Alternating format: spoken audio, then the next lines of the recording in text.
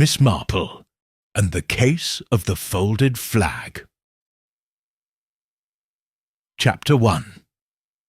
It was the kind of summer afternoon that made one feel the world had paused, if only for tea and cake. In the village of Lillingham Cross, the annual Founders' Garden Party was an event, spoken of with the kind of reverence reserved for harvest festivals and royal weddings. Lace-trimmed tables stretched across the green behind the vicarage, where cucumber sandwiches curled slightly at the edges, and sponge cake waited beneath glass domes. The bunting flapped lazily in the breeze.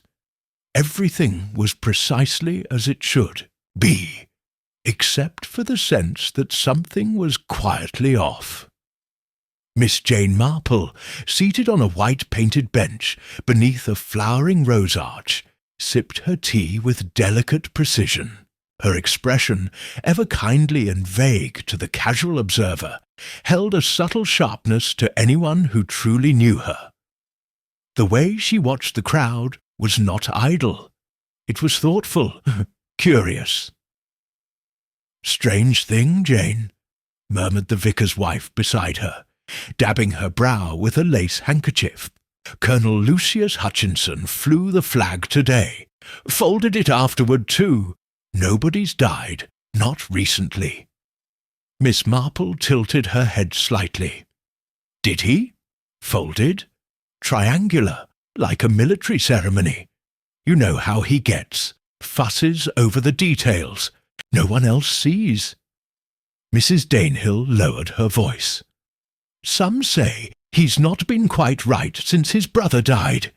Keeps the war close, even now." Miss Marple nodded absently, but her mind had already begun turning.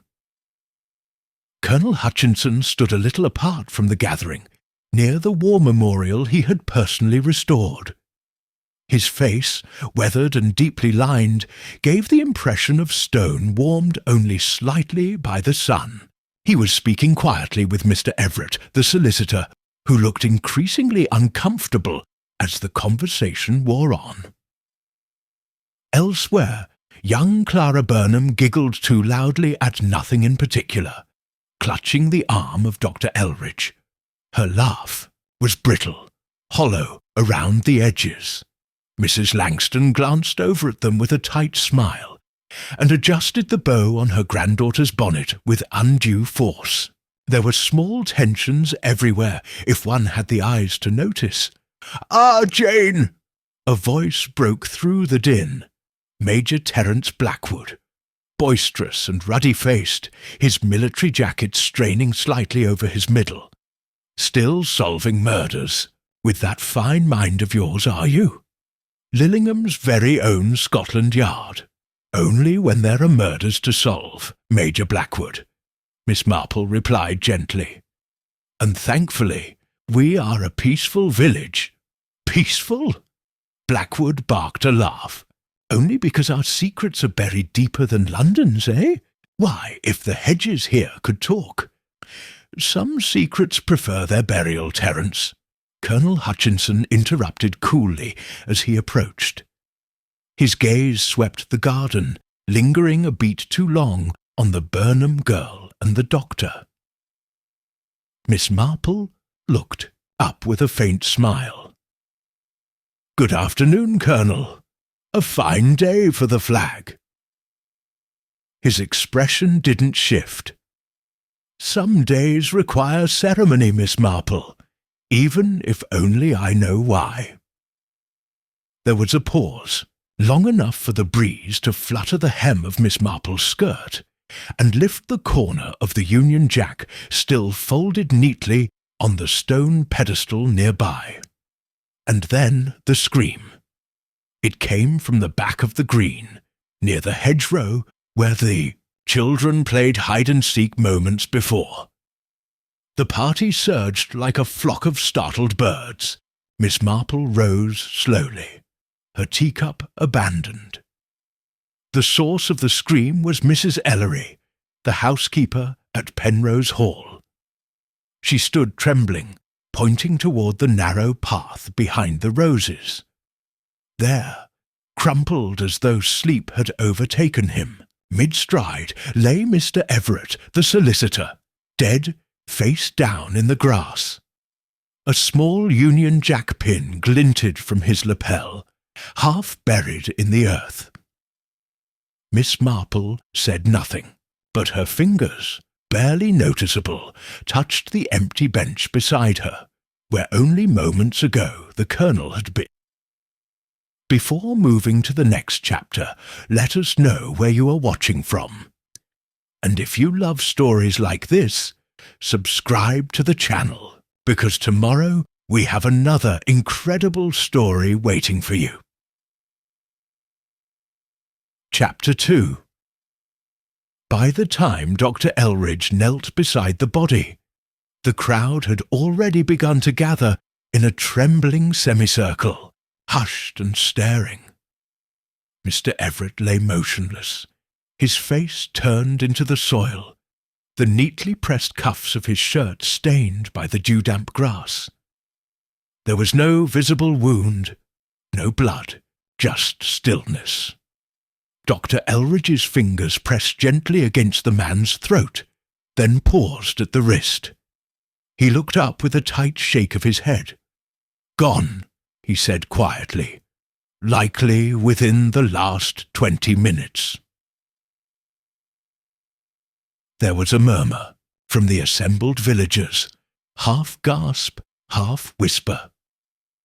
Miss Marple remained a step back, her gaze flicking not to the body, but to the onlookers. Faces always told more than corpses. Clara Burnham clutched her scarf too tightly, her knuckles white. Mrs. Langston had already begun murmuring prayers, her lips moving silently as she stared at the solicitor's still form. Major Blackwood had turned unusually quiet, arms folded, brow furrowed in thought rather than alarm, and Colonel Hutchinson was nowhere to be seen.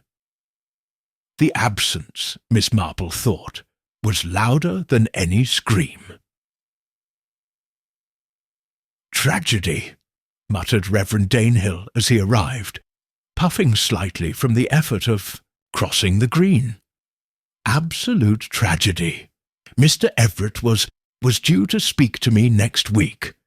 About the church roof repairs." Miss Marple gave him a mild look. "Perhaps he still will, depending on what he left behind in his briefcase." The vicar blinked, startled, then looked down. The briefcase was indeed there, half tucked under Everett's arm, the clasp broken, open. A sheaf of papers had spilled into the grass, some fluttering lazily in the breeze. "Careful now," barked Inspector Lomax, arriving at last, accompanied by the constable. "Nobody touch a thing."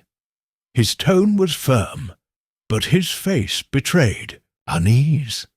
Lillingham Cross hadn't seen a suspicious death in nearly 12 years, not one requiring tape, reports and photographs, certainly not one at the Founders' Garden party. "Natural causes?" he asked the doctor hopefully. Dr. Elridge frowned. "Could be. Heart attack, perhaps, but not certain. I'll know more once he's brought in. But look here." Hebish Iusu gestured to the soil beneath Everett's fingernails. "He clawed at the ground. That suggests distress, and his lips bluish tint." Lomax sighed. "Poison, then." The word hung there. Poison. So civilized, so English. "We can't know that yet," Elridge replied. "But it isn't impossible." The inspector turned to the crowd. "Ladies and gentlemen, I must ask everyone to remain at the green until further notice. We'll be collecting names and statements. Nobody leaves until they've spoken with Constable Reeves. This is now a police matter." The villagers nodded, but already the whispers had begun. "He seemed perfectly well just minutes ago. I saw him arguing with Colonel Hutchinson. No, he was with Miss Marple, wasn't he? I heard he'd drawn up a new will for someone. Was it the Colonel or Mrs. Langston?" Miss Marple heard them all but didn't react.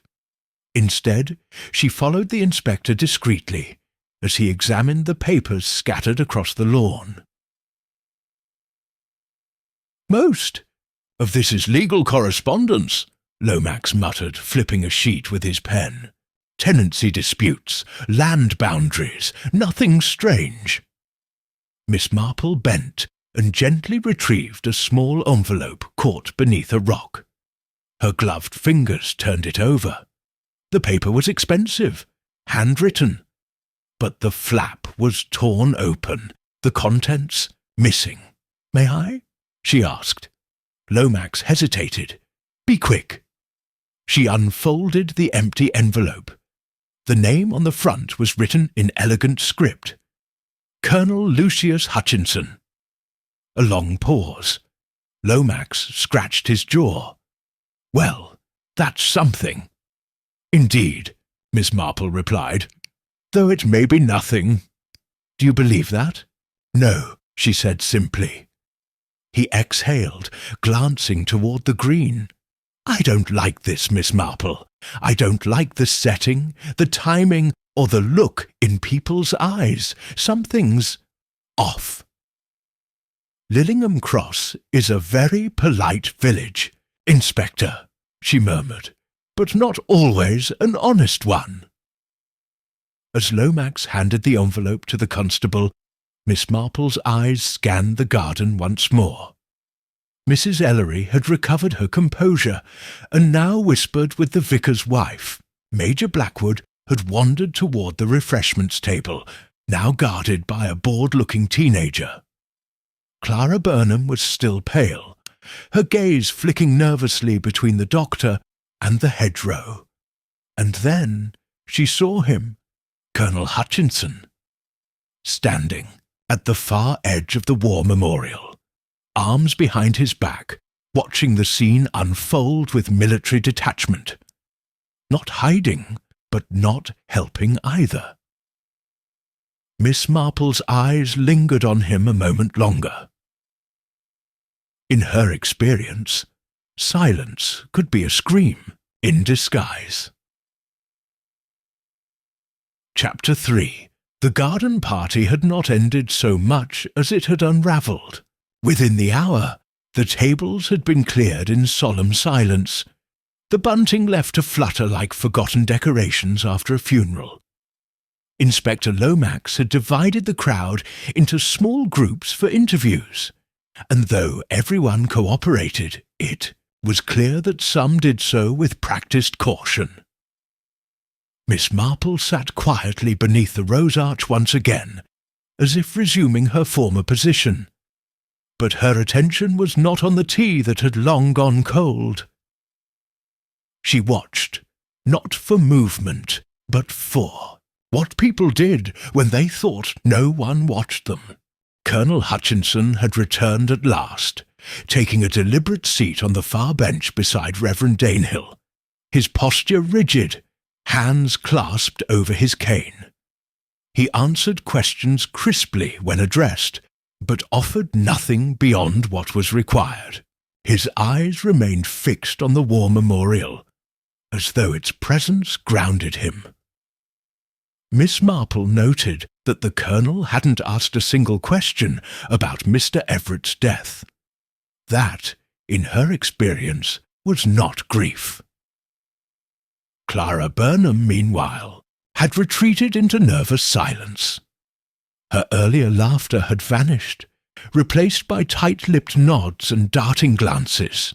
When asked where she'd been just before the scream, she hesitated too long, before murmuring something vague about needing air near the hedges. And Dr. Elridge had backed her claim. Yes, he had said, almost too quickly.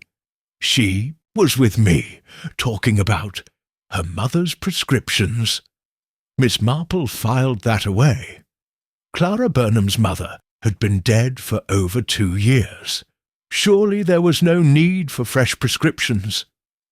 She leaned slightly forward now, as Inspector Lomax returned from his third round of questioning. His expression was one of faint irritation. "They're hiding something," he muttered under his breath. "All of them. But none of it seems related to Everett." "That's rather the way of it," Miss Marple said, glancing toward a patch of trampled grass where Everett had fallen. "When someone dies unexpectedly, people begin hiding everything unrelated to the death, just in case it might seem connected." Lomax sighed. "He was well liked, wasn't he?" Miss Marple's expression remained mild. "By most." He blinked. "I don't think anything yet, Inspector. But I have listened." And she had. Carefully, she remembered the way Major Blackwood had recoiled slightly when he saw the body. Less out of shock, more out of recognition. The glance he gave Clara had not been one of sympathy, but warning. And Mrs. Ellery, the housekeeper who'd discovered the body, had initially said she was looking for her nephew Thomas. But when Constable Reeves questioned the boy, he insisted he'd been with the Finch twins the entire time. Why, then, had Mrs. Ellery been behind the hedges? The simplest lies were always the most revealing. Miss Marple turned her gaze toward a table where Everett's papers had been collected. Among them, she had glimpsed a typed letter signed with an unfamiliar name, R. Weatherby, regarding revision of existing will. She'd seen enough legal documents over the years to know the tone of such letters. It was not business as usual.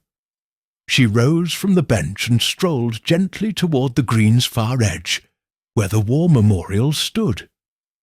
Colonel Hutchinson still hadn't moved.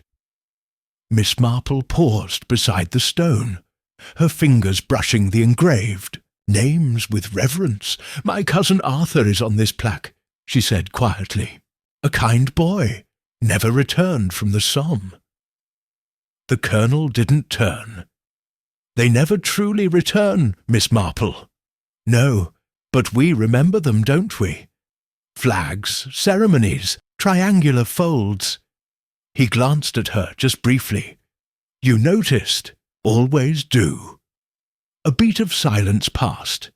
Then he said, more to himself than to her, "Some memories must be honoured properly." Of course, though it's curious, isn't it, to honour the dead when one has just witnessed a man dying unexpectedly in the grass. His eyes darkened, but he said nothing. Miss Marple's gaze drifted down to his hands, steady, still, but beneath the right cuff, just barely, there was a smudge of soil, not quite brushed away. She made no remark. Instead, she turned back toward the gathering crowd and said softly, "I do hope Mr. Everett had the chance to finalize his paperwork before the end. Wills can cause such trouble when left unfinished." Behind her, Colonel Hutchinson didn't answer, but his grip on the cane tightened, just slightly. Chapter 4. The village had slipped into the familiar pattern that followed any unsettling event: whispers behind hedges, closed curtains at odd hours, and a curious reluctance to speak too loudly in the bakery. The founder's garden party, which should have concluded with jam jars and polite applause, now lived on as a half-spoken legend in the making. Inspector Lomax, seated stiffly in the vicarage's drawing-room, had begun assembling his list of primary suspects, names suggested not by evidence but by convenience. His pencil tapped impatiently against his notebook. "Clara Burnham," he said aloud, not looking up, "was seen near the hedgerow just before the scream. No clear reason to be there. Nervous, evasive." Constable Reeves nodded. Claims she was with the doctor. Doctor confirmed it. Too readily, Lomax muttered. That alone makes me uneasy. Miss Marple, seated quietly across the room, was knitting. The needles clicked softly, a rhythm almost meditative, but her eyes were steady. You believe the doctor may be protecting her, she said mildly. Lomax glanced at her. You don't? I think the doctor is protecting something, Miss Marple replied. Whether it's Miss Burnham or his own reputation, I cannot yet say. The inspector frowned. He's a respected man. Miss Marple smiled faintly. Respected men have often been the most motivated to keep things hidden. There was a pause before Lomax added another name. Major Terence Blackwood, seen arguing with Everett last week, witnessed by the postmistress. Something about a property deed. That would be the old stables on Henslow Lane, said Reeves. He's been trying to buy them for years. But the owner passed away 6 months ago, Lomax noted. Everett was handling the estate. Miss Marple did not look up from her knitting, and perhaps the Major discovered that he was not the only interested party. There was a knock on the door. Reverend Danehill entered, hat in hand, his expression a blend of concern and practised calm. Forgive the intrusion. The Colonel would like to speak with you, Inspector. About?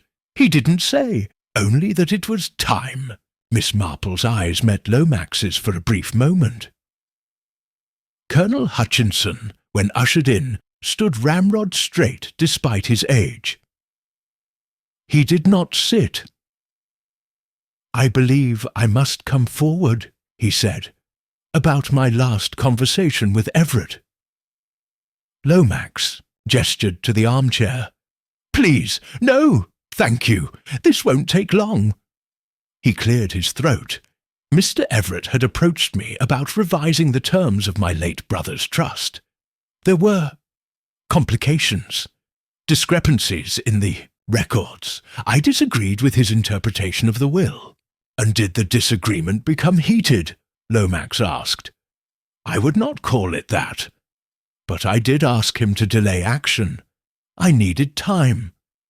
Miss Marple, quietly watching, asked, Was that what he wished to speak to you about during the garden party? The Colonel hesitated.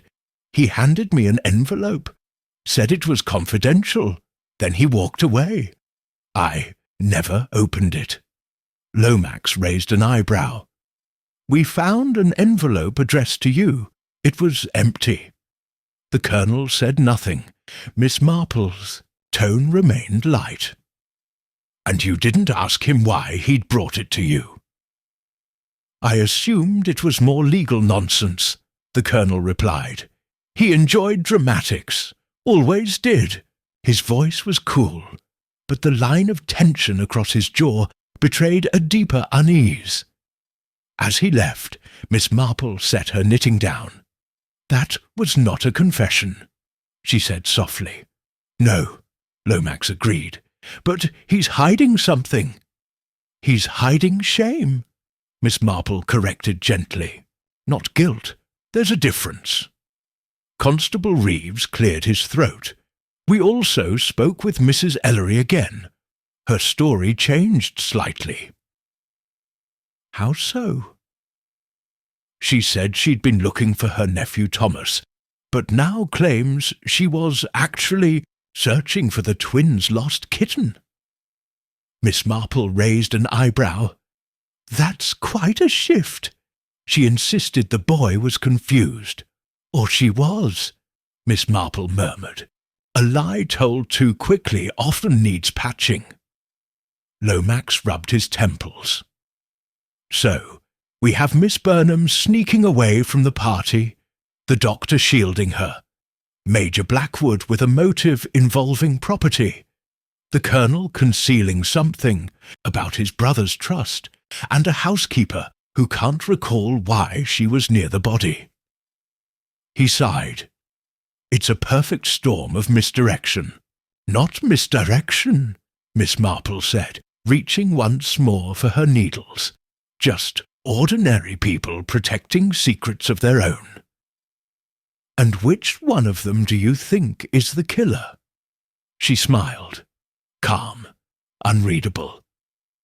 Oh, I never think of anyone as a killer, Inspector. Not at first. Lomax stared. Then what do you think of them? As frightened, she said softly, or guilty, but not always of murder. Chapter 5. The following morning brought a grey stillness to Lillingham, cross, as though the village itself had drawn a breath and decided to hold it. The sky hung low, the garden paths damp with dew. Even the birds seemed cautious in their song. Miss Marple, dressed in a pale lavender cardigan and walking shoes, made her usual appearance along the green, pausing not far from the memorial where Mr. Everett had collapsed. A faint imprint remained in the grass, flattened but not yet forgotten. The flag pin had been collected, the body removed, the papers secured. But as she studied the area with quiet deliberation, she noticed what had not been cleared. Just off, the path, nearly hidden beneath a clump of broad-leaved geraniums, something small caught the light. She knelt, brushing away a few leaves. A button, not just any button, military in design, burnished brass, slightly dulled. It bore a crest she recognized from long memory, the Westshire Regiment. She turned it over in her fingers. Not rusted, recently lost. Miss Marple rose slowly, slipping the button into her pocket without a word. It wasn't proof of anything, not yet, but it didn't belong to Mr. Everett. Of that she was certain. His clothing had been civilian, proper, modest solicitor's attire. But the button told another story, a soldier's story. And in Lillingham Cross there were only 3 men who had served in the Westshire Regiment. Colonel Hutchinson, Major Blackwood, and the late Reginald Hutchinson, Lucius's younger brother, whose affairs Mr. Everett had reportedly been reviewing before his untimely end. Miss Marple did not go to the vicarage or the station. Not yet. Instead, she made her way to the village tailor, Mr. Clive Renshaw, whose small shop sat tucked beside the post office, beneath a thatched awning, always smelling faintly of wool and linseed oil. "Ah, Miss Marple," Mr. Renshaw greeted her with mild surprise. "Not come for mending, I hope. You're always terribly ahead of the rest of us." "I came to ask about a button," she said, placing it gently on the counter. Renshaw peered at it, adjusting his spectacles. "Military, issue, Westshire crest, not commonly seen these days. Would you happen to know whose uniform it might have come from?" "Well," he said slowly, "I only maintain uniforms for 2 gentlemen now, Colonel Hutchinson and Major Blackwood. The rest are either buried with their medals or sold to collectors." "Have either of them brought repairs in lately?" Hesitated. "The Colonel, just last week. Said the thread had come loose on his service jacket. I reattached 3 buttons, checked the others." "All accounted for?" "Yes, unless—" He frowned and moved to a shelf, returning with a small order ledger. Flipping through the pages, he tapped one with his forefinger. "No, wait. Major Blackwood also came in, just 2 days ago. Something about moth damage. Didn't mention buttons, but I noticed one was missing from the inside lapel." Miss Marple gave a gentle nod. "And which side?" "Right-hand lapel," he said. "Odd place to lose one. Unless one was crouching or reaching into the earth." Renshaw looked at it, puzzled. "You think it was lost during the murder?" She gave him a faint smile. "Oh no, Mr. Renshaw. I don't think anything so dramatic. But I do believe even small things fall for very particular reasons." As she exited the shop, a drizzle began to patter gently on the cobblestones.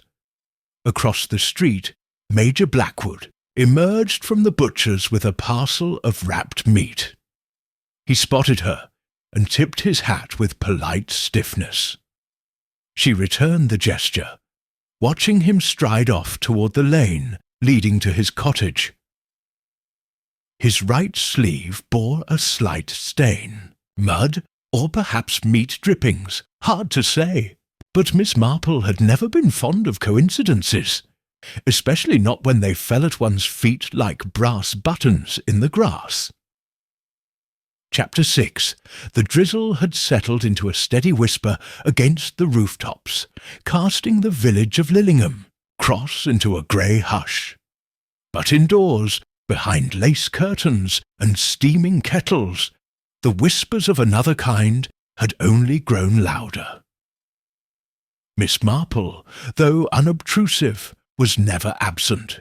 She had taken to walking through the village with her basket on her arm, not out of need, but to be seen. An old woman, harmless and smiling, who just happened to pause at every shop, listen a little too attentively, and occasionally ask a question that was just too specific.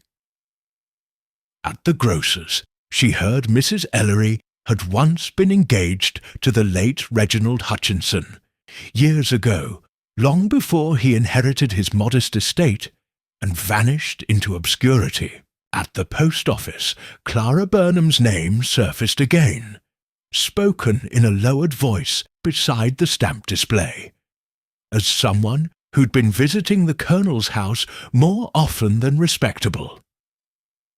And at the milliner's, whispers of an aim-shown debate-ken argument between Major Blackwood and Dr. Elridge made their way into Miss Marple's knitting bag, along with a new skein of grey yarn. Too many threads, all tangling. She stopped in at the vicarage just after 4, invited by the Reverend's wife, for tea. The vicar himself was out, conveniently, and the drawing-room was warm and full of forget-me-nots in a chipped vase.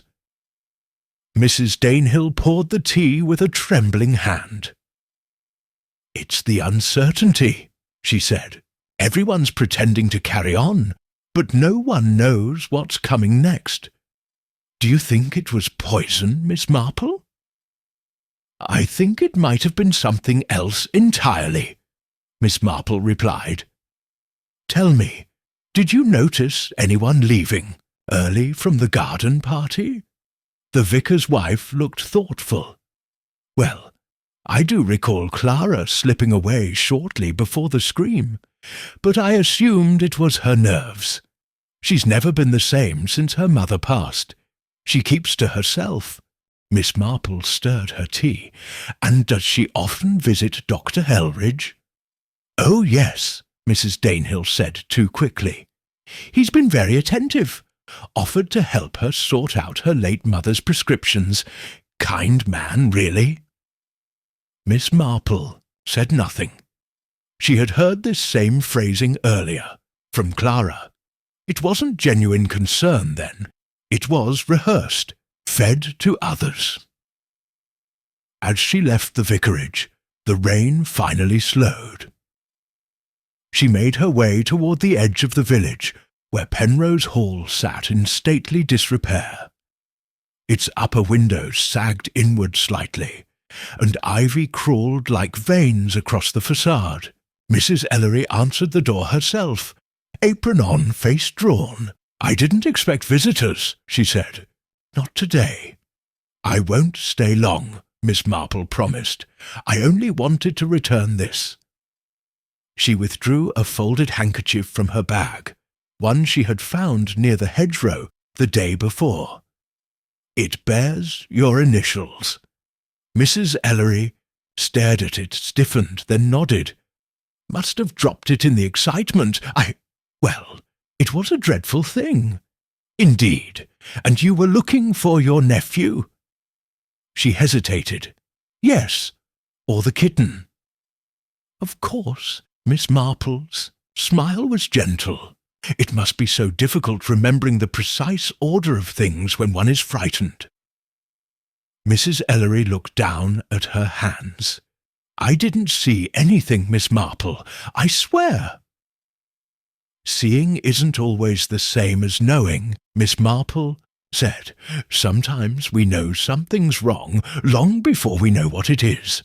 A long silence followed. Then, quietly, Mrs. Ellery said, He didn't fall. That's what I remember. Mr. Everett, he sort of folded, like someone easing into a chair. No struggle, no sound, just down. Miss Marple's eyes softened. That's helpful. Thank you. Outside, the clouds began to lift, and a sliver of sun broke through. But the warmth did not reach the chill in Miss Marple's thoughts. People were beginning to speak, if only in fragments, but what interested her more was who hadn't spoken at all.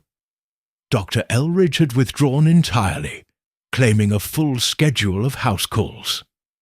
Clara had been seen pacing near the war memorial that morning, then vanished from sight for the rest of the day. And Major Blackwood had left a note with the constable. Not to be disturbed until dinner-time. Too many people were choosing silence, and in Lillingham Cross that was rarely due to grief. It was due to fear. Chapter 7. The next morning began with a rattle at the post-office door. Constable Reeves, breathless, mud on his boots, and a folded slip of paper in his shaking hand. Miss Marple, who had been mailing a letter at the time, observed the commotion from the corner of the queue. The postmistress, Mrs. Elkins, leaned over the counter, adjusting her spectacles as she read the note. Her face paled. "Lord above!" she whispered. "It's from Major Blackwood's housekeeper." Miss Marple stepped forward politely. "If it's urgent, I believe I can be of some help." Reeves hesitated only a moment before nodding. "Come with me, Miss Marple. Something's happened." They made their way quickly to Hawthorne Lodge, Major Blackwood's ivy-covered home near the edge of the village. It was a proper estate, sturdy brick, proud chimneys, and an air of military precision. But this morning, the front door stood open, swinging slightly in the wind. One of the garden urns had tipped onto its side. Inside, the drawing-room was in disarray. The rug had been dragged askew, a lamp toppled beside a shattered teacup. On the armchair lay a folded newspaper, smudged with something that looked alarmingly like blood, but only faintly. And on the writing desk, partially torn and crumpled as if it had been snatched back mid-sentence, was a half-written letter. Reeves, crouched by the fireplace. "No sign of forced entry, and nothing appears stolen. Where is Major Blackwood?" Miss Marple asked softly. "Gone," replied a nervous voice behind them. Mrs. Redwell, the housekeeper, stood in the threshold, her apron streaked with flour. "He left the house early this morning, said he was going for a walk toward the woods, behind the stables, but he never came back for breakfast. I found all this when I brought in the tea tray." Reeves approached the desk, carefully lifting the letter with the corner of his sleeve. "To whom it may concern," he read aloud. "In light of the recent," he squinted, "incident, I feel compelled to leave a statement. I cannot in good conscience remain silent any longer. There are matters relating to the late Mr. Reginald Hutchinson that must be addressed. matters Mr. Everett was—" Reeves paused, and shipped, "was in the process of formalizing." And then it cuts off. Miss Marple's eyes narrowed, not in shock, but in quiet confirmation. "And the button," she murmured under her breath. "It begins to make sense." "Ma'am, never mind," she said gently. "The faint stain on the newspaper, blood, ink, or something else, was not alarming in quantity, but the placement was curious. A thumbprint, pressed with unusual pressure. Someone had gripped the paper hard, either out of fear or pain." "What do we think happened?" Reeves asked. "An intruder?" "Possibly," Miss Marple replied, "but more likely a visitor." "Who leaves halfway through writing a confession?" Miss Marple picked up the teacup shard with her handkerchief. "Someone interrupted, or someone frightened him enough to stop." Reeves moved toward the sideboard. No sign of a struggle apart from the rug. One wineglass out, untouched, bottle unopened. He was expecting someone, but they didn't stay long. "No," Miss Marple agreed, glancing at the faint mark beside. The doorframe. A smudge, slightly red. Or perhaps they weren't meant to stay long at all. Outside, a gust of wind stirred the gravel path, and somewhere in the trees behind the house, a crow called once. Then silence. Reeves turned. To Miss Marple, concern etched across his face. "If something's happened to the Major, if he's missing now too, what are we looking at?" "A pattern," she said simply. "One that began long before the garden party, long before Mr. Everett fell." Reeves glanced toward the letter again. "And what's this pattern about?" Miss Marple's expression was unreadable. "About things that were meant to stay buried, and the people who would kill to keep them that way." Chapter 8. By midday, word of Major Blackwood's disappearance had spread faster than the Morning Post. The villagers of Lillingham Cross, who once whispered theories behind cupped hands, now spoke more freely, though no less inaccurately. "Ran off, didn't he?" murmured Mrs. Langston to a group by the bakery window. "Knew the net was closing." "Can't say I'm surprised," someone replied. "He was always so particular. Those ones usually have something to hide." At the vicarage, Inspector Lomax paced beside the hearth with renewed vigour, flipping through his notebook while Constable Reeves attempted to keep up. Across the room, Miss Marple remained seated in her usual chair, her hands folded neatly, the expression on her face revealing nothing. "It fits too cleanly," Lomax insisted, tapping his notes. "Blackwood had motive, dispute over the stables, he had opportunity, was unaccounted for during the party. And now we find his home ransacked, and a half-finished letter implying knowledge of Everett's dealings. It's all there." Miss Marple offered a small, non-committal smile. "All very tidy." He glanced at her. "You disagree?" "I never said that. But you don't believe he's the killer." She looked out the window towards the village green. "I believe he was ready to talk. People on the verge of confession rarely flee, especially those trained in discipline and order." "Then why vanish?" "To prevent something worse," she replied. "Or perhaps because he didn't vanish at all." Lomax frowned. "Meaning?" "Meaning," she said softly. "Someone may have ensured he couldn't finish what he started." There was a silence. Reeves shifted uncomfortably. Lomax exhaled and leaned against the mantel. "I've already ordered a search party," he said. "They'll sweep the woodland behind his estate. If he's hiding, we'll flush him out." Miss Marple rose. "If he's hiding, I imagine it isn't from you, but from whoever frightened him enough to abandon a half-written confession." She moved toward the door. "With your permission, I'd like to speak with Clara Burnham." "Why her?" Lomax asked, surprised. "She's one of the few people no one is talking about anymore," Miss Marple said gently. "And in my experience, silence around a person is often louder than gossip." Clara lived in a modest brick cottage nestled between the parish hall and the sweet shop.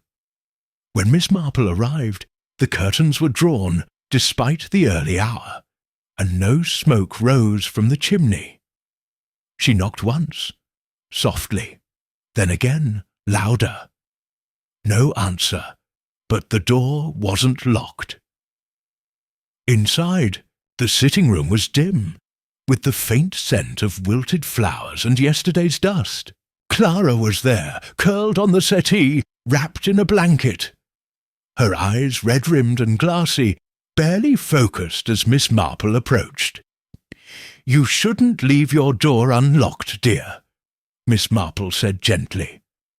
"I didn't think it mattered any more," Clara whispered. Miss Marple sat beside her, careful not to press too quickly. "You heard about the Major?" Clara nodded slowly. "He tried to help, but he was too late." "Too late for what?" She flinched, pulling the blanket tighter. "He said he'd protect me if I told the truth.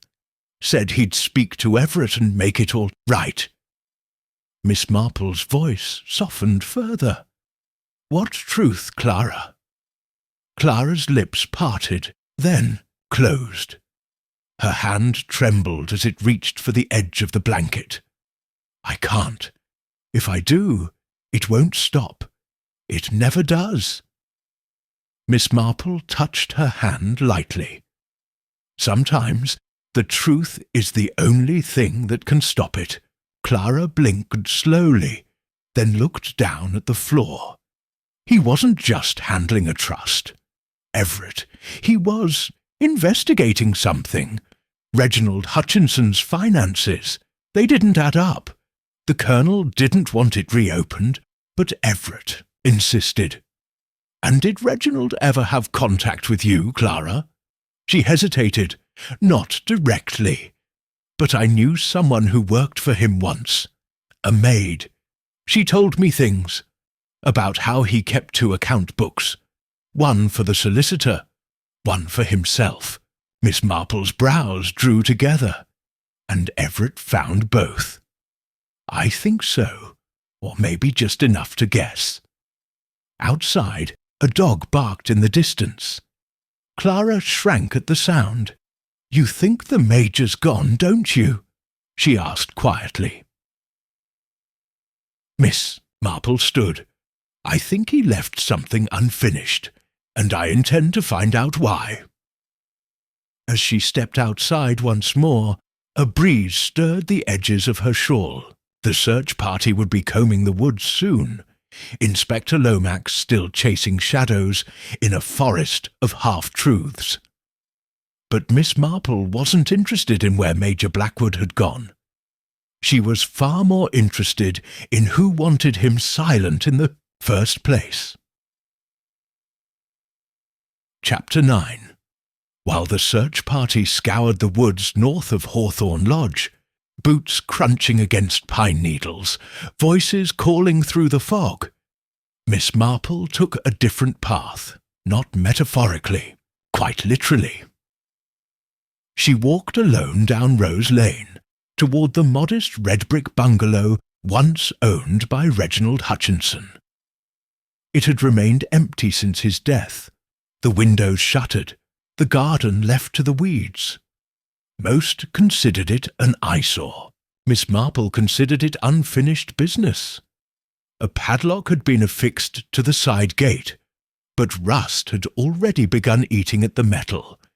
She had, over the years, developed a rather innocent knack for bypassing such inconveniences, not through force, but through familiarity and a hairpin. The gate clicked open. She moved carefully through the overgrown garden, where wild brambles tangled with forgotten rose bushes. At the back of the house, beneath the kitchen window, she noticed something odd. A smear of fresh soil across the sill. Someone had been here recently. Inside, the bungalow smelled of damp wood and silence.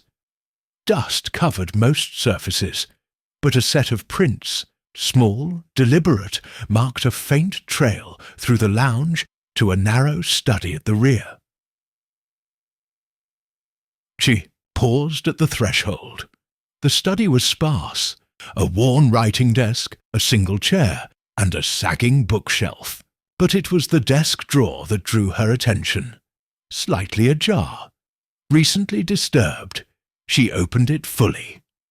Inside, neatly folded and tied with twine, was a bundle of receipts. Some dated just months before Reginald's death. But what caught her eye wasn't the content. It was the ink. 2 different pens, 2 distinct handwritings, the public account, and a hidden one. She tucked the receipts into her bag and turned to the bookshelf. Behind the row of faded war memoirs and legal journals, she spotted something that didn't belong. A slim black notebook wedged behind the collected letters of Field Marshal Haig. She pulled it free. Inside, a ledger, handwritten in a fine, practiced script, and near the final pages a list of names. The first was Reginald Hutchinson, the second Clara Burnham, the third Everett. Miss Marple's eyes lingered on the final name, added in a different hand, Blackwood. Below it, 2 words, unreliable, nervous. She closed the book carefully and slipped it into her bag. The house had told her all it could. As she exited through the kitchen, she heard a faint sound beyond the hedgerow. Footsteps. Too light for a man, too deliberate to be a wanderer. She didn't follow. Not yet. Instead, she returned to the village. By the long route, circling past the vicarage just in time to catch a conversation at the gate. Inspector Lomax was there, his hands on his hips, speaking to Reeves. Nothing in the woods, no sign of him. His boots are still by the back door, so either he left barefoot, which I doubt, or he never left the house at all. Miss Marple approached quietly. Or someone returned to remove him after the fact. Lomax blinked. "You've been out?" "Just a walk," she replied with a smile. "Sometimes nature yields more truth than men with lanterns."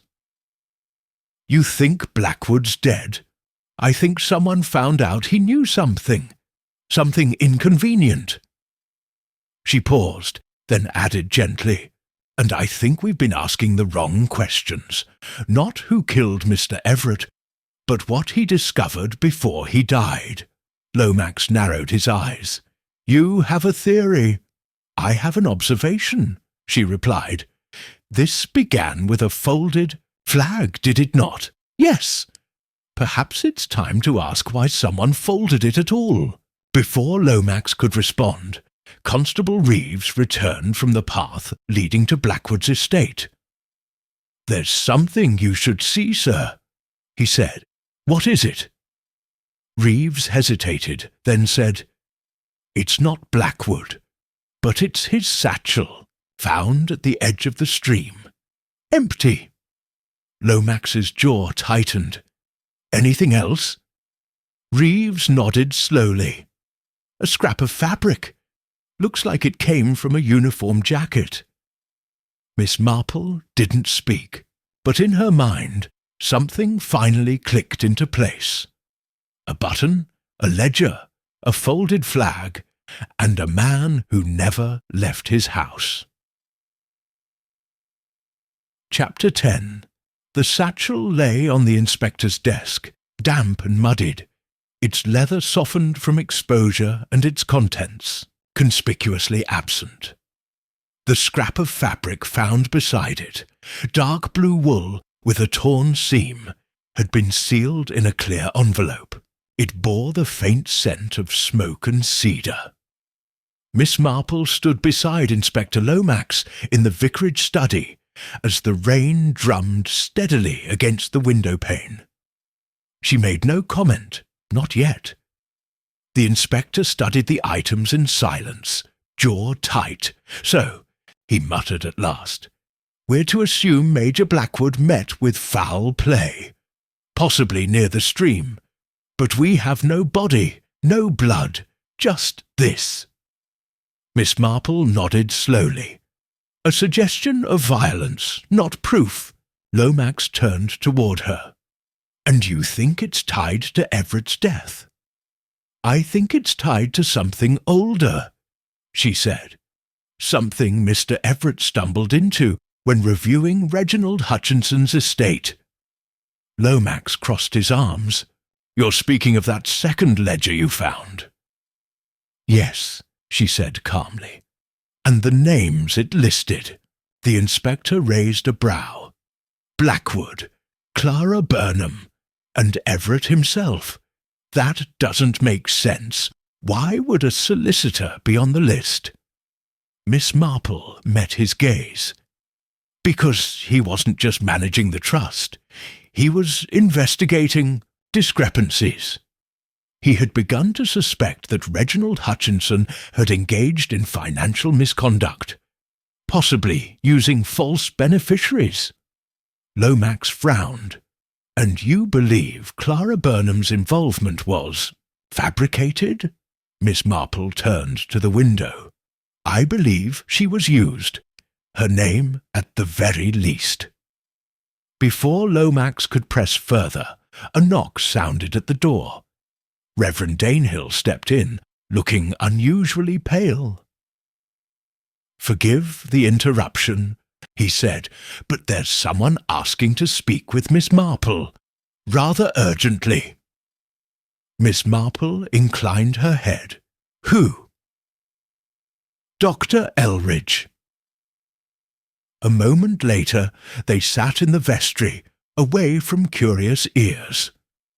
Dr. Elridge was composed but visibly weary, his collar undone, eyes ringed with fatigue. "I've made a mistake," he said quietly, "and I believe it's time I told you what I know." Miss Marple remained silent, allowing the weight of the moment to settle. "It's about Clara," he continued.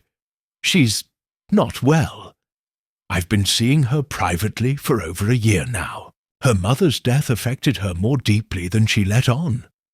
She developed a dependency on a sedative that's not strictly legal to dispense outside hospital grounds." Miss Marple's expression didn't shift. "And you've been supplying it?" He nodded, "at first under the guise of anxiety relief, but it became regular, habitual. I tried to stop, but she panicked, said she'd expose me. So I kept her quiet, told her stories about her mother's prescriptions to explain the visits. She repeated those stories to others," Miss Marple said softly. "I know. And now, with Everett's death and Blackwood gone, she's unravelling. She doesn't trust anyone. I'm not sure she knows what's real." Miss Marple leaned forward slightly. "Did you ever speak with Mr. Everett?" The doctor hesitated. "Once. He asked me about Clara's mental state. Said he'd received an anonymous letter claiming she'd been manipulated into signing something regarding the Hutchinson estate. I told him I didn't believe she was capable of understanding the document. He looked troubled, said he'd look into it." "And did he?" she asked. "I think so," Elridge said. "He mentioned something about finding a witness signature that didn't match. The Colonel's handwriting." Miss Marple's voice dropped. "The Colonel was the witness?" Elridge hesitated. "That's what Everett said. But he didn't believe it was genuine." There was a long pause. Miss Marple rose, her expression unreadable. "Doctor, thank you. You've confirmed what I feared." He stood as well, uncertain. "What does it mean?" "It means Mr. Everett died because he was too close to a truth no one wanted revealed. A forged signature, a fabricated beneficiary, and a legacy built on deception." Elridge swallowed. "And the Major?" Miss Marple's eyes darkened. "He may have known more than he realized, and someone ensured he wouldn't speak again." She stepped into the cool air outside, her thoughts racing with quiet precision. The pieces were aligning. Not all, but enough to see the edges of the picture.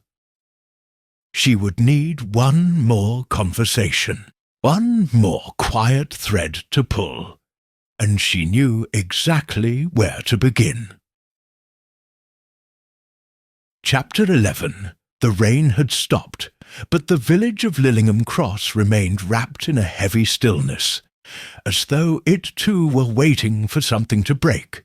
Miss Marple walked the familiar gravel path toward the churchyard, her steps unhurried but deliberate. She did not yet have the whole picture, but she was beginning to understand the shape of what had been obscured.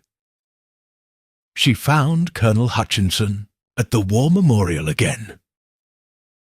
He stood alone, hands behind his back, eyes fixed on the engraved names, Reginald Hutchinson among them, though the date beside it was false, not a war death, but a family shame rewritten for appearances. Miss Marple had seen it before. "Pride often did more damage than grief, Colonel," she said softly. He turned, not startled, but guarded. "Miss Marple, come to press me further." "No," she replied. "I came to ask a question, one I believe only you can answer." He said nothing, but his eyes narrowed slightly. "Why did you allow your brother to list Clara Burnham as a beneficiary?" His silence stretched too long. "Then he admired her." "She was 16 at the time." He looked away. "I didn't say it was proper, only that it happened. Reginald, he kept secrets. I managed most of them." Miss Marple stepped closer. "But this wasn't admiration. This was manipulation. Clara's name was used, forged. She never saw a penny, did she?" "No," he admitted, "because it wasn't real. The trust was a mechanism to shield certain assets, to protect the family name. Everett found discrepancies. He confronted me, said he would bring it before the board. I told him I needed time. He didn't listen." "You had opportunity," she said quietly. "During the party." The Colonel's mouth set into a grim line. "You think I killed him?" "I think you've protected your family's legacy for so long, you no longer distinguish between duty and concealment." He didn't deny it. Instead, he asked, "Do you know what it's like to outlive the people you were supposed to lead? To see their names carved in stone, while yours, undeservedly, remains?" Miss Marple was silent a long moment. "I think you carry guilt that has nothing to do with murder, but I also think someone used that guilt. Someone who knew you'd rather remain silent than expose what your brother did."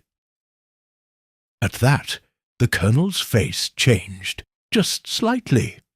A flicker of something. Recognition. Surprise. "You believe I'm being blackmailed?" he asked softly now.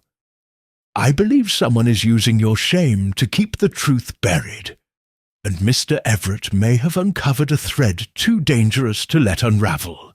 He exhaled sharply. "Then Blackwood may have tried to help Clara, and in doing so crossed into a truth none of you were ready to face." The Colonel turned back to the memorial. "What would you have me do, Miss Marple?" She stepped forward and gently laid her hand on the edge of the stone. "Tell the truth about the false trust, about the forged signature, about what you've known and whom you protected. Because the truth is surfacing, whether you choose to guide it or not." She left him standing there, framed by the cold monument to old battles, and made her way down the lane toward the post office. She had one more visit to make, one name from the ledger she had not yet spoken to. Weatherby. A name that had appeared, twice in the estate correspondence and once, faintly, in the margins of the black ledger, circled with no clear explanation. Miss Marple did not believe in loose ends. Chapter 12. The name R. Weatherby had nestled itself into Miss Marple's thoughts, like a needle beneath fine embroidery, small, silent, but impossible to ignore. It had appeared in Everett's papers, barely mentioned. But it had also been scribbled into the margins of the secret ledger, circled in faded ink, as if someone meant to return to it and never did. Miss Marple was not one to leave a stitch undone. Sixth. The village records office, little more than a cramped room tucked behind the town library. Miss Marple leafed through the property files with careful fingers. The name appeared under a short-term rental of a small cottage on the edge of Lillingham, Common, dated 2 years prior. No forwarding address, paid in cash. But she remembered the cottage. Ivy-covered, shuttered for months. It belonged to the Holloway family, vacant since the eldest daughter had married and moved to Dorset. She found the house just as she recalled it. Modest, a single chimney, with moss growing along the window panes and a gate that stuck halfway open. No signs of recent habitation, but someone had been here. The garden path, though weed choked, bore new indentations, narrow and light, the tread of boots that hadn't stayed long. Miss Marple didn't go inside. Instead, she made her way back through the village, where the clouds had begun to gather, once more, low and heavy like breath, held too long. She reached the post office just before the hour struck 3, where Mrs. Elkins looked up with mild surprise. "Miss Marple! Just about to put the kettle on." "Not for me today, I'm afraid," Miss Marple replied kindly. "I'm looking for any parcels or correspondence addressed to a Mr. Weatherby, first initial R. Have you seen such a name on your delivery logs in the past year or two?" Mrs. Elkins frowned, tapping her cheek. Weatherby. Oh, yes, I do recall that name. Not local, though. Only received post here for a short while. Never collected it in person. Paid a boy from the Finch farm to do it. Odd arrangement, I thought. Letters from London mostly. Thick ones. Miss Marple's interest sharpened. "Do you recall when the last one arrived?" "Elkins." Her husband's voice bellowed from the back room. "Oh, just a moment, dear." She turned apologetically. "I'll check the records. Might still be in the receipt log." But Miss Marple already had what she needed. She exited into the cool air, her mind clicking softly through possibilities. A man who hid behind a false address. letters from London. A name no one remembered, and yet someone had clearly taken care to write in a hidden ledger. It wasn't a name meant to be known. It was one that anchored something deeper. And it wasn't until she passed the war memorial again that the thought came fully formed. Weatherby wasn't a solicitor. He was a handler, a go-between, someone who helped conceal what others wanted erased. She didn't need a forwarding address anymore. She needed to know who in the village had been in contact with London, not recently, but 2 years ago, when the trust had first been adjusted. At that moment, Constable Reeves came running down the path, his breath visible in the cooling air. "Miss Marple," he called, "they've found something." She turned. "Blackwood?" she asked. "No, near the memorial, in the flower bed, hidden under the base." She followed him, her steps quick despite her age. When they reached the site, Lomax was already crouched beside the stone, carefully brushing away the loose soil from the side of the plinth. Beneath it, wrapped in oiled cloth, was a metal tin. Inside, a torn page from a ledger, a key, and a typed letter. Lomax read it aloud, his voice tight. "If you're reading this, I've failed. I tried to stop it. The trust is a cover. The names are real, but I am not the only one who signed under false pretenses. The Colonel's guilt is not criminal, but mine is. And so is Weatherby's. If Clara ever finds out what we did, what was done to her, she won't survive it." Signed shakily.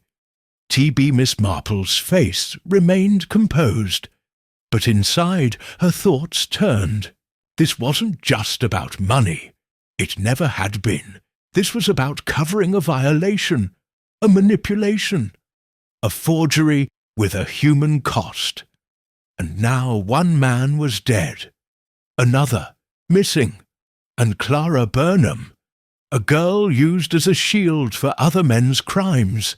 Miss Marple closed her eyes briefly against the weight of it. What came next would require not just deduction, but care. Truth, once uncovered, could heal or destroy, and Miss Marple had never confused justice with vengeance. Chapter 13. The next morning arrived crisp and clear, a rare clarity after days of grey, the kind of day that made people believe things were mending. It was precisely the sort of day Miss Marple preferred for setting a psychological snare. She began, as always, with something deceptively ordinary, a quiet request to Reverend Danehill.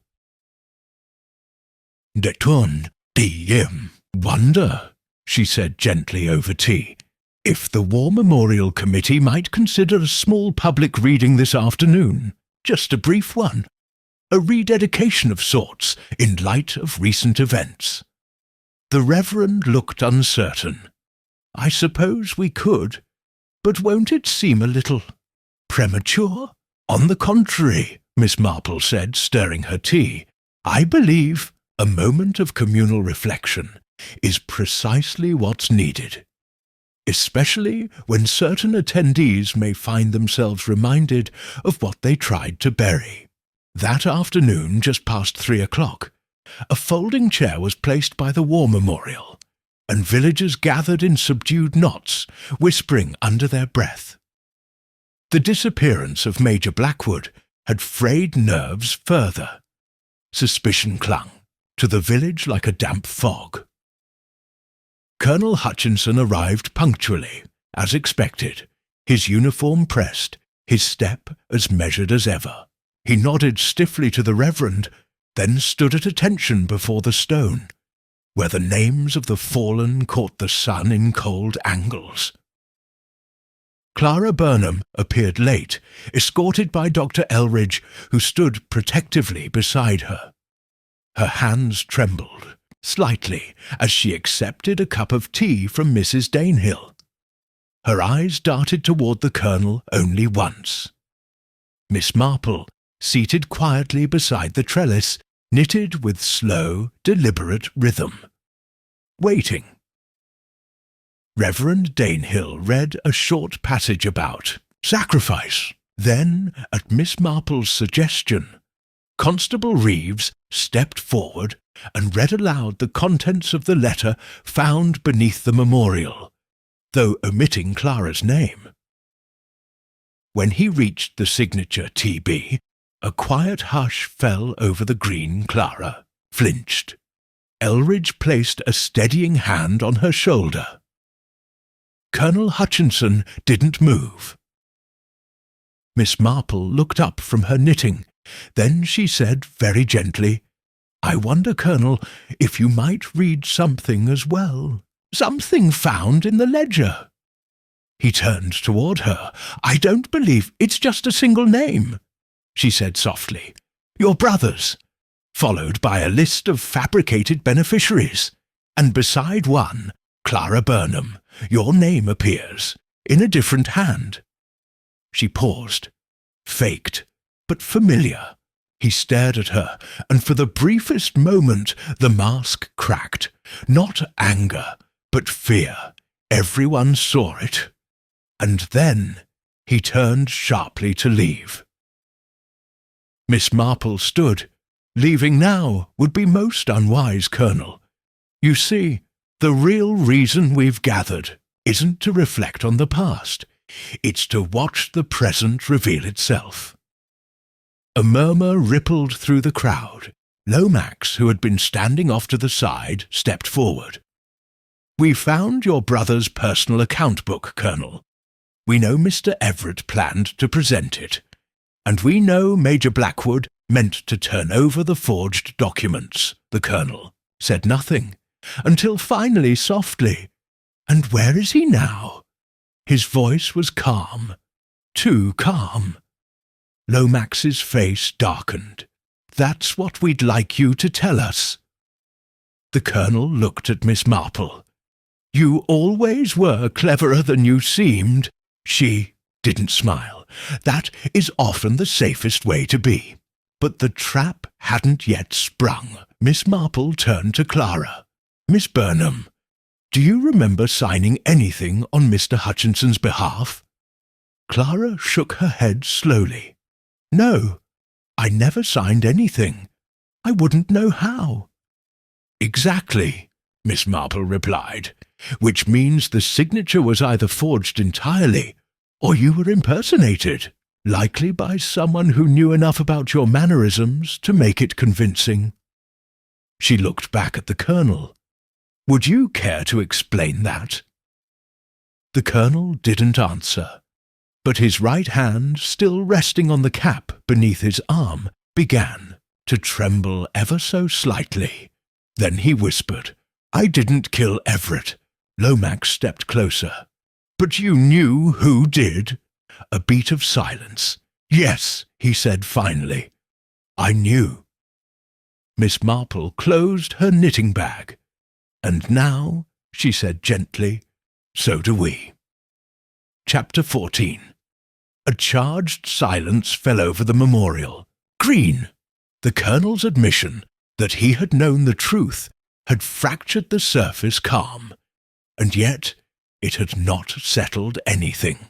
If anything, it only deepened the tension, because knowing was not the same as doing, and someone had done. Miss Marple, ever composed, sat back in her chair, as if the moment had not shifted the village on its axis. Her hands were still. Her mind was not. Inspector Lomax cleared his throat. "Who are you protecting, Colonel?" The old soldier didn't respond. His gaze drifted toward the horizon, unblinking. "You said you didn't kill Everett," Lomax pressed, "but you've just admitted you knew who did." Again, silence. Miss Marple spoke softly. "Perhaps the question isn't who he's protecting, but who he thinks deserves to be protected. That struck something. Colonel Hutchinson's mouth twitched. He blinked and his shoulders fell, not with guilt, but with weariness. I owed him, after Reginald, after everything, him, a single word, but it narrowed the field. Miss Marple turned her gaze, unhurried, to the small cluster of villagers gathered near the refreshments table. Dr. Elridge, still hovering at Clara's side, seemed frozen in place. Clara, pale and wide-eyed, was staring at the Colonel with a dawning horror. "Doctor," Miss Marple said gently, "would you mind joining us?" He didn't move. "Dr. Elridge," Lomax repeated more firmly. Reluctantly, the man stepped forward. His coat was perfectly pressed, his collar slightly askew. He adjusted it instinctively as he walked, but his steps were uneven, hesitant. "You were close to the Colonel's family," Miss Marple said, voice light. "Attended to Reginald, I believe." He nodded slowly. "Yes, in his final months." "And you were present when the trust was drafted." Elridge shifted. I was consulted on Clara's capacity, given her mental state." "But you lied," Miss Marple said simply. "Clara was never evaluated. You covered for the Colonel's forgery.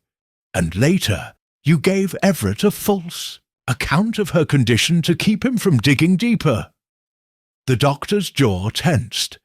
"I thought I was protecting her."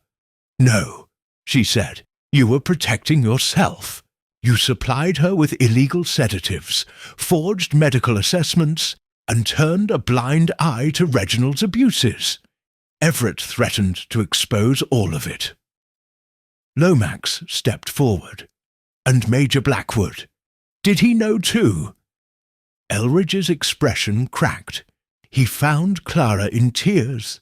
She told him things she barely understood herself. He came to me, said I should confess before Everett did it for me, said I had one chance to do the right thing. Miss Marple tilted her head.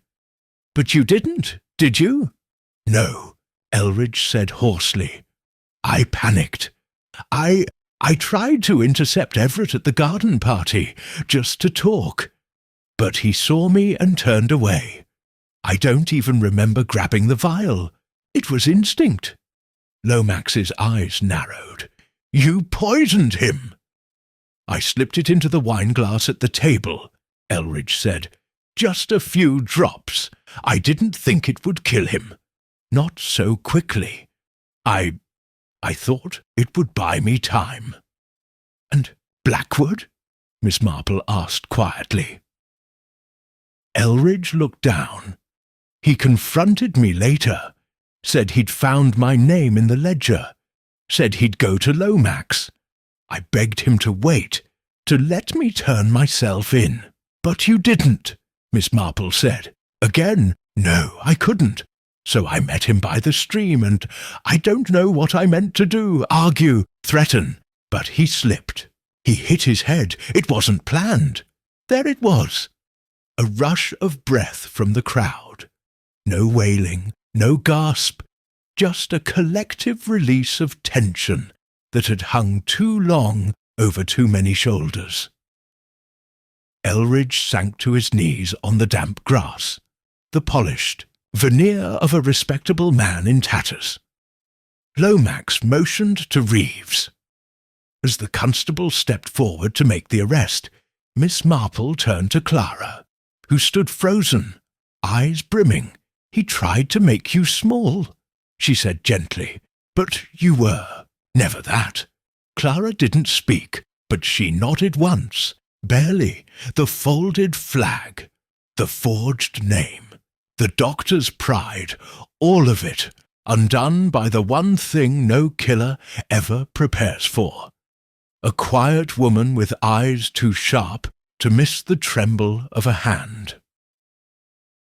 Chapter 15. The green had begun to empty.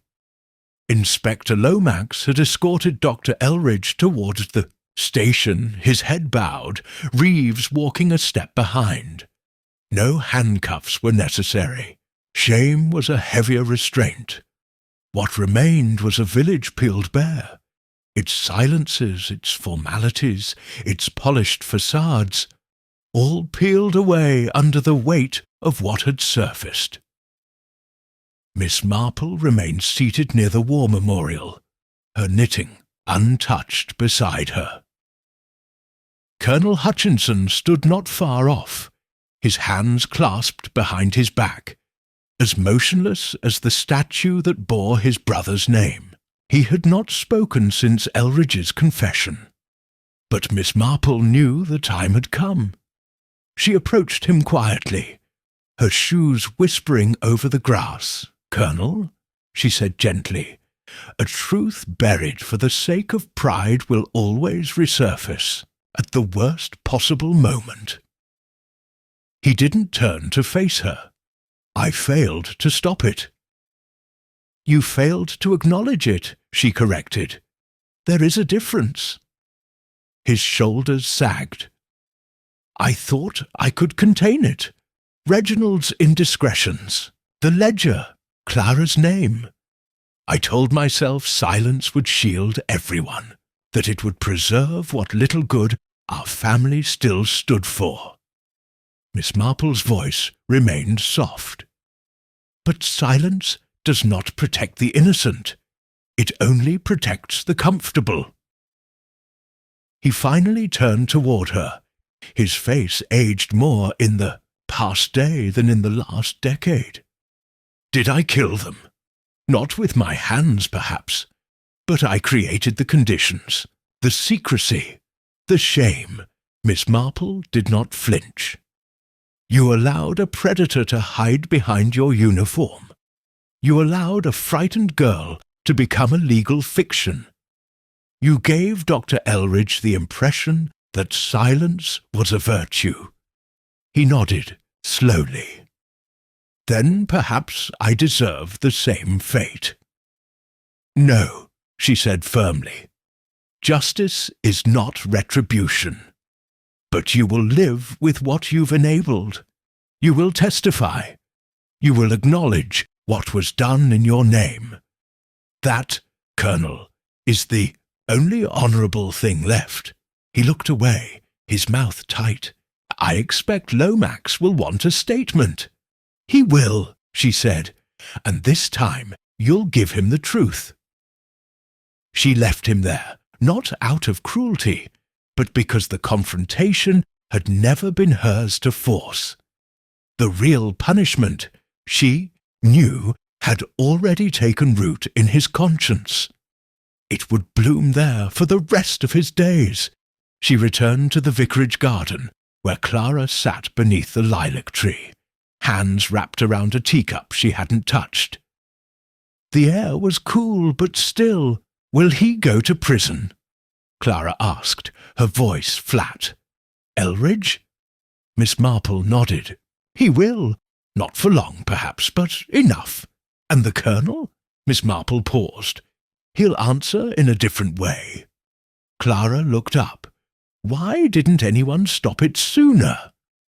"Because respectable men," Miss Marple said, "often count on being believed, and young women often don't know how to be heard." Clara's throat tightened. "I'm still not sure what's real. What he said I agreed to. What I actually wanted." "You'll find the line again," Miss Marple said gently. "With time. The truth may be painful, but it clears the ground." There was a long, quiet moment. Then Clara whispered, "Thank you." Miss Marple gave a small smile. "Don't thank me, dear. Just remember that you survived. Not everyone did. In the distance, the war memorial caught the last of the light. The folded flag had long been removed, but its meaning lingered. In the air, in the silence, in the wound that had finally been uncovered. Justice had not come in the form of a grand reckoning. It had arrived quietly, precisely as it always did in Lillingham Cross. Chapter 16. Inspector Lomax sat hunched over the long table in the vicarage study, sleeves rolled to the elbows, his notes spread before him like the aftermath of a storm. Behind him, Constable Reeves typed slowly on the Remington, each clack of the keys punctuating the room like a heartbeat. Across from them, Miss Marple sat, her hands folded in her lap, eyes fixed gently on the inspector. "You understand," Lomax said, "that what you've uncovered goes beyond a single murder." "I never assumed otherwise," she replied, "though I imagine you've had quite enough of it." He rubbed his brow. "I've seen fraud, blackmail, even manslaughter, but I've never seen them layered so precisely, so quietly, in one place." "That's the danger of politeness," Miss Marple said. "It conceals rot more thoroughly than mud." He gave a weary chuckle, then sat back. "Let's make sure I've got this straight." She nodded once. He began. "Reginald Hutchinson created a forged trust under the guise of generosity. Clara Burnham was named as beneficiary, but only on paper. The trust served to shelter assets, possibly from tax obligations, possibly from scrutiny.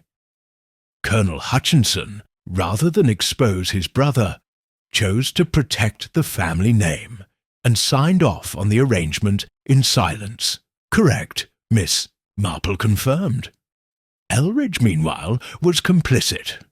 He faked a medical report suggesting Clara was unfit to make financial decisions, which supported the trust's legality. He also had an inappropriate personal relationship with her, one he disguised as care. Yes, Mr. Everett discovered the falsified documents during a routine review of Reginald's estate. When he pressed, Elridge, afraid of exposure and professional ruin, poisoned him. Not premeditated, but deliberate. A fast-acting sedative in the wine at the garden party. He believed it would incapacitate Everett, not kill him," Miss Marple said quietly. "But his panic afterwards sealed his fate." Lomax continued. "Major Blackwood confronted Elridge after speaking with Clara. He discovered the forged medical report and intended to bring it forward, and that, Miss Marple said, made him dangerous. Elridge lured him out, claimed he wanted to talk. There was a struggle. Blackwood fell. His death was accidental. But Elridge disposed of the body and staged a disappearance to delay investigation." Lomax's voice had grown softer. Miss Marple did not look away. His guilt was layered. First the silence, then the crime. And Colonel Hutchinson? He knew enough to suspect what Elridge had done, she said, but he lacked the moral courage to confront it. Until the very end. Lomax exhaled and sat back. "We've located Blackwood's body near the A stream, covered with stones and pine boughs. It matches Elridge's account." There was a long silence. Then Lomax asked, "And what of Clara? What happens to her now?" Miss Marple tilted her head slightly. "She will recover, slowly. She has a community willing to protect her now, not exploit her. And more importantly, she has no illusions left." Lomax looked at her. "You've done something remarkable, Miss Marple." She smiled faintly. "No, Inspector, I merely listened. The village told me everything. It always does." He chuckled again, but this time without exhaustion. "I'll prepare the full report for Scotland Yard." They won't believe it, but they'll have to file it just the same." She rose, smoothing her skirt, "And when they ask who solved it, do be sure to credit the War Memorial." Lomax blinked. "The memorial?" She turned, hand resting lightly on the doorframe. "It was the folded flag," she said. "The one gesture no one could explain. It told me someone believed a death was worth mourning before it happened." She left him then, walking into the late afternoon sun that streamed through the vicarage window in gold slants. The threads had been tied, but the knot, Miss Marple knew, would leave a mark for years to come. Chapter 17. 3 days later, the telegram arrived. Inspector Lomax opened it on the station platform just as the 11:04 train to Paddington whistled in the distance. The paper crackled between his fingers, stiff with formality and official weight. He read the words once, then again, before folding the telegram neatly and slipping it into his coat pocket. Miss Marple, waiting beside the station bench with her, hands tucked around a small woolen parcel, gave him a patient look. "News from London?" He nodded.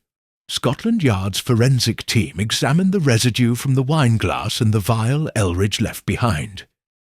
"It matches a restricted barbiturate, one Elridge was not authorized to possess, let alone administer." Miss Marple gave a small, quiet nod. "Then Mr. Everett's final moments have their truth." "More than that," Lomax continued, "they confirmed Blackwood's cause of death, subdural hematoma. The fall was fatal, but the fibres found on his coat matched Elridge's gloves. A confrontation turned desperate," she said, "and a lie sewn too tightly to be untangled." Lomax glanced toward the train, its doors now opening to a cluster of day-trippers from the city. "It's over, then." Miss Marple's smile was kind but faint, over in the way such things ever are. He sat beside her briefly, eyes on the far track. "The War Office also responded to our query. Weatherby, Rufus Weatherby, was discharged in 1949. Dishonourable conduct. Disappeared from public record soon after, but his name reappeared in financial documents connected to the Hutchinson estate, under a company now dissolved." Miss Marple gave a soft breath. "A man with a skill for hiding things others didn't want found. They think he fled to the continent, but he'll never resurface now, not with Elridge's testimony implicating him." "The ghost behind the curtain," she murmured. "Every great fraud has one." Lomax reached into his coat once more and produced a final item, a photograph, faded at the edges, taken at one of the village's memorial services several years prior. The Colonel stood beside Reginald. Everett was at the edge, his hands in his pockets, and just behind them, half obscured by the hedge, stood Elridge, watching Clara. Miss Marple took the photo and looked at it a long time. "How much suffering begins in the shadows," she said, "and how many learn to look away." She handed it back to him and stood. Lomax rose with her. "You know, I've been trying to work out the flag, the one Everett folded. Why he did it." Miss Marple looked toward the green in the distance, where the flagpole now stood bare. "It wasn't a message to the village," she said. "It was a message to himself, a kind of resignation, a sign that he believed a death, his own or someone else's, was inevitable, that once he revealed the truth, something would be lost, no matter the outcome." Lomax nodded slowly. And yet, she added, he chose to do it anyway. The train gave a long sigh of steam and began to pull away from the platform, leaving behind its passengers, its noise, and the village that had, for a moment, been the setting of a quiet war. Lomax offered her his hand. "You ever consider working with the yard, Miss Marple?" She chuckled a genuine sound. "I prefer cardigans to revolvers, Inspector." He smiled, tipping his hat, and walked off towards the constabulary, leaving Miss Marple alone on the platform. She turned once, to look down the tracks, as if half expecting another ghost to arrive, but none did. Just the silence of a village that would never again pretend its secrets were safe. Chapter 18. A week passed. The bunting from the garden party had long since been removed. The tea tent folded away. The grass where Everett had collapsed had begun to regrow, though it bore a subtle yellowing that even spring could not erase. Lillingham Cross had returned outwardly to its rhythms, but beneath the surface something had shifted, not loudly, not visibly, but unmistakably. At the greengrocer's, conversation was more cautious. At the vicarage, sermons lingered longer on the themes of truth and contrition. And at the post office, even Mrs. Elkins now hesitated before repeating a bit of gossip, as if newly aware of how little she'd truly known. At the heart of it all, Miss Marple returned to her routine. Morning walks, quiet shopping, a touch more lavender in her shawl. But those who knew her well, who had learned to observe as she did, noticed that she lingered longer by the war memorial than before. On a crisp morning, she sat alone in the churchyard, her knitting needles stilled for once, her gaze on the grave of Major Terence Blackwood. The headstone was modest, fresh. A wreath of lilies rested beside it, placed there wordlessly by Clara Burnham 2 days earlier. She had not attended the burial, but she had stood beneath the lilac tree as the bell tolled.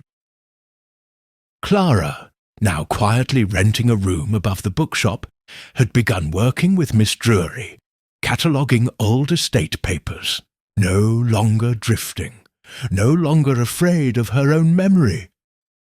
She passed Miss Marple that morning, offered a nod, and left her in peace.